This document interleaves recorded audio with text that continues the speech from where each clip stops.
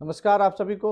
आइए आज के इस लेक्चर में हम लोग फिर से बातचीत करते हैं केंद्रीय विद्यालय और नवोदय विद्यालय के इंटरव्यू से जुड़े हुए उन पहलुओं पर जो कि अब आपके लिए बहुत ज़रूरी है। जिन बच्चों को भी अभी तक इंटरव्यू से रिलेटेड कोई जानकारी किसी तरह से नहीं मिल पाया है या सोशल मीडिया में जिस तरह से आप यूट्यूब पे देख रहे हैं, क्या उससे हट कर के बहुत सी ऐसी बारीकियां हैं जो आप में सुधार के लिए, आप में रिफॉर्म के लिए बहुत ज़रूरी है। तो अपने मॉडिफिकेशन के लिए खुद को मॉडिफाई करके और बेहतर तरीके से कैसे अपना कम्युनिकेशन स्किल्स डेवलप करके और जो नॉलेज आपने इन दोनों एग्जाम में टीयर 1 और टीयर 2 में आपने जो साबित किया है, वो अब जरा बोल करके भी कैसे उनके सामने साबित करें, इसके लिए जरूर मिलें। अरदास क्लासेस जीटीवी नगर में आप सबके लिए इंडिविजुअल कोशिश कर रहा है कि हर किसी के अंदर जो प्रॉब्लम्स हैं, जो संकोच है, उसको कैसे दूर किया जाए। जहां नॉलेज की कमी होगी कि प्रेजेंट करने में प्रॉब्लम हो रही है, तो वो जरूर मिले कि आकर के एक सिस्टम में, खास करके एसएसटी वाले, टीजीटी और पीजीटी वाले, उन बच्चों को ज़्यादा लगता है कि किस एरिया में किधर फोकस करें, किधर नहीं करें। और पीआरटी वाले वो बच्चे जो अपने सब्जेक्ट के साथ साथ प्रेजेंटेशन के जो अलग अलग तरीका है, डेमोस्ट्रेशन के जो अलग अलग तरीके हैं, उसको कैसे सीखेंगे। तो जरूर अब आप लोग जग जाएं, क्योंकि मई का ये लास्ट वीक आपके रिजल्ट के आने के साथ ही खत्म होना है। तो आइए आज के इस लेक्चर में कुछ बातें फिर हम शुरू करते हैं।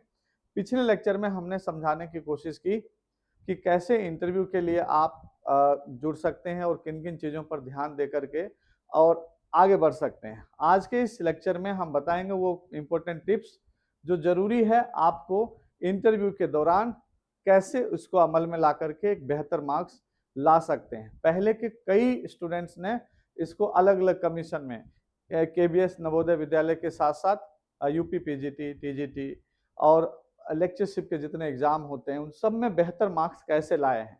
आइए उनमें से कुछ टिप्स को हम लोग समझते हैं आज के इस लेक्चर में। यहाँ पर जैसा कि लिखा हुआ देख रहे हैं, इंटरव्यू के कुछ टिप्स जिस पे हम लोग आज करेंगे बातचीत। तो बगैर ज्यादा मसाला किए हुए आइए सीधा बात करते हैं। पहला देखिए, इंट्रोडक्शन। आप सभी लोग अपना इंट्रोडक्शन कैसे प्रेजेंट करेंगे इंटरव्यू पैनल के सामने, बोर्ड के सामने, उसके लिए लेकर के आप अभी से प्रैक्टिस शुरू करें।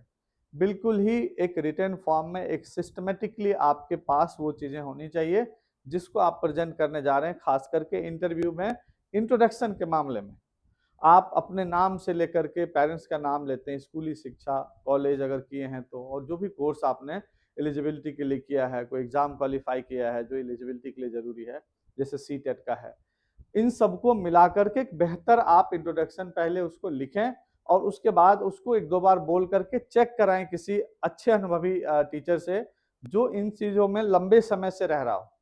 पिछले 10 से 12 वर्षों में जो चीजें हमने यहाँ पर किया है, आप उसका स्कोर अपने सीनियर से आकर के बातचीत के माध्यम से भी पूछ सकते हैं और वो आपको बता भी सकते हैं कि कैसे उन्होंने बारीकियों पर ध्यान दे करके ज्यादा स्कोर किया। तो इंट्रोडक्शन बेस्ट लेवल पे आपका हो, जो पहला इंप्रेशन एकदम से घुसते ही आप वहां पर जिस तरह से रखें, सब खुश हो जाए। कहते हैं ना, बोहनी बहुत अच्छा हो जाए। तो इंट्रोडक्शन आपका उस तरह से हो, फर्स्ट इंप्रेशन बेस्ट लेवल पे हो। फिर ड्रेसिंग सेंस जो आपके लिए जरूरी है कि किस तरह का ड्रेस लें। अगर गर्ल्स हैं तो आप अपने फिजिक को देखें, अपने फिटनेस के अनुसार आप सूट और साड़ी इन दोनों में से कोई भी चीज ले सकते हैं। और इसके लिए चाहे तो किसी से सजेशन भी ले सकते हैं, यहाँ भी सजेशन मिल जाएगा। लेकिन आपकी हाइट, आपका किस तरह से बॉडी स्ट्रक्चर है, तो उस हिसाब से आपको देखने में क्या अच्छा ज्यादा लगता है, खुद में भी आपको कई बार लगा होगा ये, तो उस हिसाब से आप उसको चयन करें। लड़कों में है कि आप बिल्कुल, आपके लिए तो है ही पैंट शर्ट या आप टाई कोट कुछ भी लेते हैं, बहुत सिंपल और एकदम से कहते हैं कि स्मार्ट दिखने का जो तरीका है वो इंटरव्यू में खास मायने रखता है।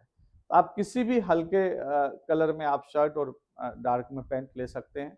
और उसके बाद आप ये सब चीजें सामने किसी से भी आप हर जगह देखते हैं कि इंटरव्यू में कैसे पहले भी किया है, सिलेक्शन आपका फाइनली उस ड्रेस सेंस में काउंट होता है कि आपने जो चीज पहना है उसका मैनेजमेंट ढंग से किया है कि नहीं, उसकी जो फिटिंग है, उसका जो आपका आपके ऊपर सूट कर रहा है कि नहीं, या कुछ भी आपने डाल लिया, ये नहीं होना चाहिए। बाकी चलेगा, आप जो भी पहन के जाते हैं आपके ऊपर बिल्कुल ही सिंपल और स्मार्ट तरीके से दिखना चाहिए और लगे कि हाँ आपके साथ वो मैच कर रहा है। और बाकी गाइडेंस के लिए आप मिलेंगे तो उस पर डिटेल्स बता भी दी जाएगी। फिर है आपका बॉडी गेस्चर। जब आप इंटरव्यू दे रहे होते हैं उस दौरान आपका बॉडी लैंग्वेज कैसा है, आपका पूरा जो गेस्चर है वो किस तरह से सामने आ रहा है इंटरव्यूअर के। बोलने के दौरान आप कितने ऊपर हाथ उठा रहे हैं, क्या बात कर रहे हैं, आप समझाने के दौरान आप बिल्कुल शालीनता से बोल रहे हैं या कभी पिच को बहुत हाई कर दे रहे हैं, कभी लो कर दे रहे हैं और इनफॉर्मल टॉकिंग में चले जा रहे हैं, या फिर डर से बिल्कुल ही आप कुछ बोल ही नहीं पा रहे हैं, कुछ तो ऐसा हो रहा होगा एक्टिविटी, उसको कैसे बैलेंस किया जाए। तो आपका गेस्चर कैसा हो आंसर देते समय आप उस पर ध्यान दें, वो बहुत जरूरी है। तो ध्यान रखना है कि ज्यादा हैंड मूवमेंट या बॉडी मूवमेंट ना हो। आपकी कोशिश यही होनी चाहिए कि आई कांटेक्ट करके अगर 3-4 मेंबर्स हैं तो सबके ऊपर थोड़ी थोड़ी निगाह जाते रहनी चाहिए। और फिर कोशिश यही होनी चाहिए कि आप जो कह रहे हैं वो बिल्कुल सही है और आपको उस पर कॉन्फिडेंस होना चाहिए। अब ये ध्यान रखना कि गलत चीजों पे कॉन्फिडेंटली नहीं बोलना है, फिर आप तो फिर यूट्यूब में आ जाएंगे कि कुछ भी बोल दें, एकदम कॉन्फिडेंस में होना चाहिए, वही चल रहा है। तो आइए language of interview. Language means यहाँ मीडियम से है, आपकी जो भाषा है, आपकी जो माध्यम है, इन दोनों चीजों पर ध्यान देना है कि आपने इंग्लिश लैंग्वेज, हिंदी मीडियम या इंग्लिश मीडियम जो भी आप चयन किए हैं, तो जरूरी नहीं है कि आप शुद्ध हिंदी में इस तरह से बोल रहे हैं कि आप एक शब्द भी इंग्लिश का नहीं बोल सकते। आप बाइलिंगुअल ले सकते हैं। आप कुछ चीजों में अगर कहीं से लग जाए कि मैंने हिंदी बोल दिया था या मैं इंग्लिश बोल रही हूँ या बोल रहा हूँ, मैं इंग्लिश बोल दिया था मैं हिंदी बोल रहा हूँ, आप ये नहीं सोचना है। आपको जहां जिस लैंग्वेज में कंफर्ट लगता है आप उनसे अनुमति लेकर के बोल सकते हैं कि क्या मैं इसको हिंदी में अपनी बातें रख सकता हूँ, यहाँ मैं थोड़ा अनकंफर्ट फील कर रहा हूँ। किसी टॉपिक पे ऐसा हो सकता है, आप बिल्कुल बोल सकते हैं, कहीं कोई बाउंडेशन नहीं है। कई लोग इंग्लिश और हिंदी को लेकर के भी बहुत ज्यादा व्यथित रहते हैं और पूछते हैं कि सर क्या हिंदी में नहीं बोल सकते, वहां अंग्रेजी में इंटरव्यू होता है क्या? जरूरी नहीं है, आपके लिए बैरियर नहीं है। बैरियर क्या है कि आप उसको सलीके से अनुमति लेकर के रख रहे हैं कि नहीं, आपका नॉलेज है कि नहीं और प्रेजेंट करने का तरीका है कि नहीं, ये बैरियर हो सकता। बाकी मीडियम या लैंग्वेज बहुत बड़ा चैलेंज नहीं होता है इंटरव्यू में, किसी भी इंटरव्यू में ये ध्यान रखें। अब उसके बाद केयरफुली लिसन द क्वेश्चन। जो कुछ भी वहां पूछा जा रहा है उसको बहुत ध्यान से सुनना आपकी जिम्मेदारी होती है। ये नहीं कि आप तक आवाज नहीं पहुंची, ये नहीं कि क्वेश्चन कुछ और पूछा आप आंसर कुछ और ही देंगे। जैसे मीडिया में कुछ भी सवाल पूछा जाए, मीडिया के द्वारा जवाब देने वाले लीडर क्या करते हैं, वो जो मन में आएगा वही बोले। पूछ देगा कि महंगाई क्यों है तो फिर शुरू हो जाएंगे कि भारत की विशाल सांस्कृतिक विरासत, इतिहास हमारा कहता है। कुछ भी ऐसा नहीं करना है। तो क्वेश्चन को केयरफुली सुने और सुनने के बाद उसका आंसर उसी वे में दें जो वो मांग रहे हैं, जो चाह रहे हैं।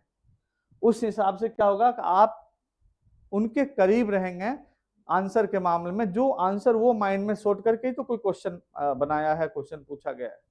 तो जो आंसर सोच करके हमने क्वेश्चन आपके सामने रखा, अगर उसके करीब आप पहुंच जाते हैं तो वहां से आपका मार्क्स बहुत ऊंचा जा रहा है। तो क्वेश्चन जब तक ध्यान से नहीं सुनेंगे आप आंसर उस तरह का नहीं दे पाएंगे, कुछ से कुछ आप बोलेंगे। ड्यूरेशन ऑफ आंसर, कई बार होता है कि आप पीआरटी का इंटरव्यू देने गए, टीजीटी का इंटरव्यू देने गए, पीजीटी का इंटरव्यू देने गए और असिस्टेंट प्रोफेसर के लेक्चरशिप का इंटरव्यू देने गए। इन सबके आंसर ड्यूरेबल में डिफरेंसेस होते हैं।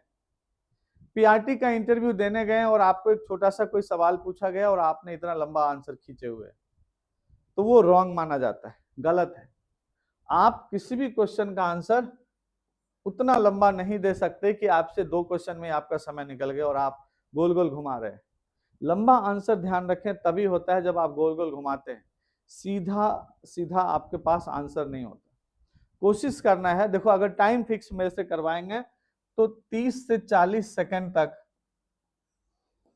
मैक्सिमम, जितने में आप रील देखते हैं ना उससे ज्यादा बड़ा आंसर नहीं होना चाहिए। आप उतनी में अपनी बातें कह दें, बेस्ट आंसर माना जाता है। और आप सब रील वालों को देख ही रहे हैं कि भाई वो 40 सेकंड मैक्सिमम जाते जाते अपनी बात कह के निकल जाते हैं और आप पे असर भी हो जाता है। 10 मिनट का, 20 मिनट का लेक्चर का, 1 घंटे का लेक्चर का जो असर होगा वो 30 से 40 मिनट में सेकंड में हो जाता है। तो कोशिश ये करना है कि आंसर का ड्यूरेशन जो है वो जितना शॉर्ट हो, जितना कम हो, उतना आपके लिए बेहतर हो। आप सटीक आंसर दें और कम शब्दों में, सटीक शब्दों में आप बेहतर आंसर करें।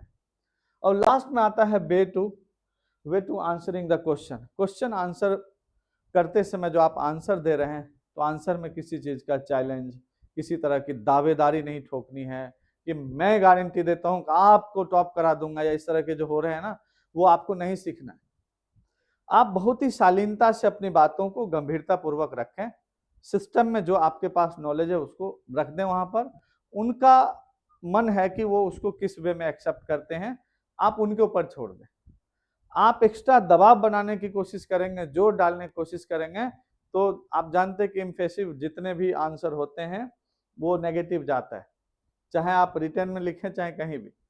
दबावकारी जो आंसर होते हैं, उत्तर होते हैं, वो आप किसी को मजबूर कर रहे हैं, और मजबूर करके आप इंटरव्यू से जॉब कैसे लेंगे। तो कोशिश करना है कि जब आप चीजों को रख रहे हैं तो बिल्कुल ऐसी दावेदारी नहीं हो, और मॉक इंटरव्यू लेने वाले आपको देंगे क्या कॉन्फिडेंस है भाई, बहुत बढ़िया बहुत बढ़िया, इसके चक्कर में नहीं पड़ना है। बहुत बढ़िया उनके लिए हो जाएंगे क्योंकि बहुत बढ़िया रील बन जाएगा, बहुत बढ़िया कट करके भेजेंगे कि हाँ क्या बोल नहीं है। आप शालीनता से रखिए, साधारण तरीके से अपने गार्जियनशिप में किस तरह से अपनी बातों को रख सकते हैं बेहतर तरीके से, या हम और आपके जो भी शिक्षक आपको तैयार किए हैं, हम बात करें शिक्षक की जिनके पास 10-12 वर्षों का एक अच्छा अनुभव हो, जिन्होंने जीवन शिक्षा में बेहतर तरीके से दिया है, बुलबुले की तरह अचानक उठ के आ जाएं तो ऐसे में आपको वो क्या दे पाएंगे, अनुभव भी तो होना चाहिए ना। ज्ञान तो किसी को भी हो सकता है, कभी भी कुछ याद कर लेंगे, पीपीटी तैयार हो जाएगा, बोला जा सकता है। लेकिन जीवन के अनुभवों से जो आपको कुछ सिखाने की कोशिश कर रहे हैं, तो कोशिश करें कि उनसे आप सीखें, उनके सामने आप अपने उत्तर को कैसे रखेंगे। और वही हमारी कोशिश होती है कि जो बोर्ड, जो मेंबर्स साथ में होते हैं, उनके पास अपने जीवन का अनुभव है, स्ट्रगल का भी है, जॉब पोस्ट का भी है, और अलग अलग फील्ड में जो उन्होंने काम किया है, देखा है इतने वर्षों में, उन सबके अनुभव के साथ आपको चीजें सिखाई जाती हैं। और अब तक तो निशाना सटीक रहा है, कम से कम बच्चों को साथ में लेना हमारा पहला उद्देश्य होता है, और ज्यादा से ज्यादा उसकी रिजल्ट की पॉसिबिलिटी को लेकर के आना, ये कोशिश पहली होती है। अगर संख्या कम होगी तो उस पर फोकस ज्यादा किया जा सकता है, इंडिविजुअली उसको टाइम दिया जा सकता है।